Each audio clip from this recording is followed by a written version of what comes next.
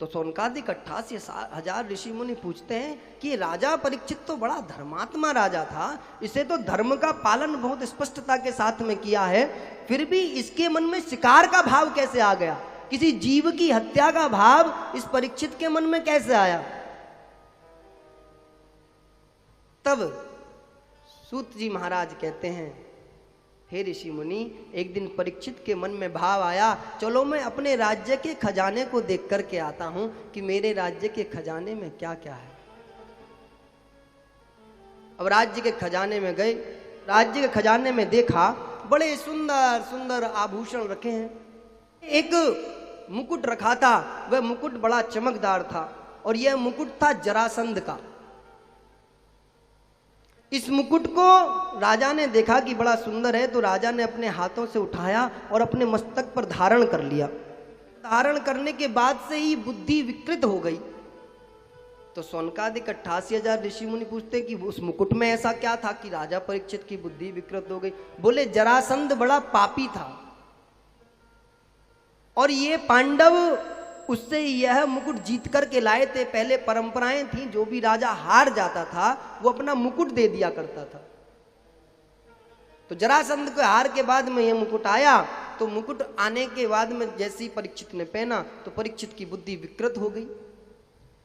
शास्त्र संदेश देना चाहते हैं कि यदि आप किसी के भी पाप के धन में यदि आपकी भागीदारी है तो उसका प्रभाव आपके जीवन में पड़ने वाला है।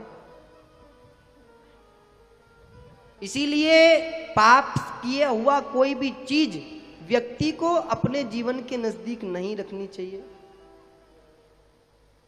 परीक्षित ने धारण किया, परीक्षित के मन में बड़ा ऐसा भाव आया, चलो आज शिकार करने चलता हूं। शिकार करने के लिए निकले और निकलते ही आज पहली बार मन में यह अहंकार आया है कि मैं इतना बड़ा चक्रवर्ती राजा हूं। और जिस व्यक्ति के मन में अहंकार आ जाए समझ लो उसके पतन का समय प्रारंभ हो गया है। परीक्षित गए, जंगल में जाकर गए तो शिकार करने के लिए गए थे, लेकिन आज तक शिकार किया नहीं था, इसलिए अनुभव नहीं शिकार कैसे किया जाता है। तो शिकार हाथ नहीं आया और उस शिकार के पीछे दौड़ते दौड़ते थक गए और पूरी शाम हो गई। तो सोचा चलो अब शाम हो गई, अब तो कोई शिकार नहीं मिलेगा, अब एक काम करता हूँ, थक रहा हूँ तो पानी पी लेता हूँ। तो देखा एक सामने संत की साधु की कुटिया थी, उस कुटिया में गए, उस कुटिया के पास में जाकर के बोले मेरे को जल चाहिए। तो सामने जो संत बैठे थे वो समाधिस्थ थे, वो समाधि में इतने लीन थे कि उन्हें पता ही नहीं चला कि मेरे यहाँ कोई आया है। तो परीक्षित ने सोचा कैसा धूर्त महात्मा है कि इतना प्यासा इंसान कुटिया में आया है, उसे साधना में ही बैठा हुआ है। अब तो महाराज क्रोध आया। परीक्षित ने देखा कि एक सर्प पास से जा रहा है, तो उस सर्प को मार करके समीक ऋषि जो साधना कर रहे थे उनके गले में डाल दिया। बोले तू सर्प के समान है, तू कोई साधु वाधु नहीं है, तू कोई संत नहीं है, तेरे अंदर तो कोई मानवता नहीं दिख रही। और बहुत बुरी बुरी बातें कह करके अपने राज्य में वापस आ गई। उधर जो ये समीक का पुत्र श्रृंगी था, यह अपने पिता के लिए नदी से जल लेने गया था कि पिताजी उठेंगे तो उनको प्रत्येक दिन जल देना होता है।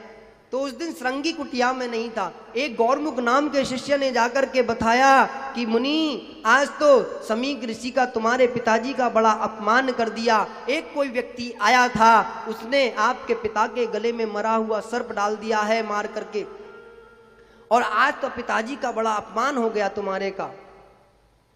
श्रृंगी को बड़ा क्रोध आया। श्रृंगी ने तत्क्षण नदी का जल अपने हाथ में लिया और राजा परीक्षित को 7 ही दिन में मृत्यु का श्राप दे दिया कि आज से 7वें दिन जिस किसी ने भी मेरे पिता का अपमान किया है, इतने सत्पुरुष महान व्यक्ति का अपमान किया है, उसकी तत्क्षण आज से 7वें दिन मृत्यु हो जानी चाहिए।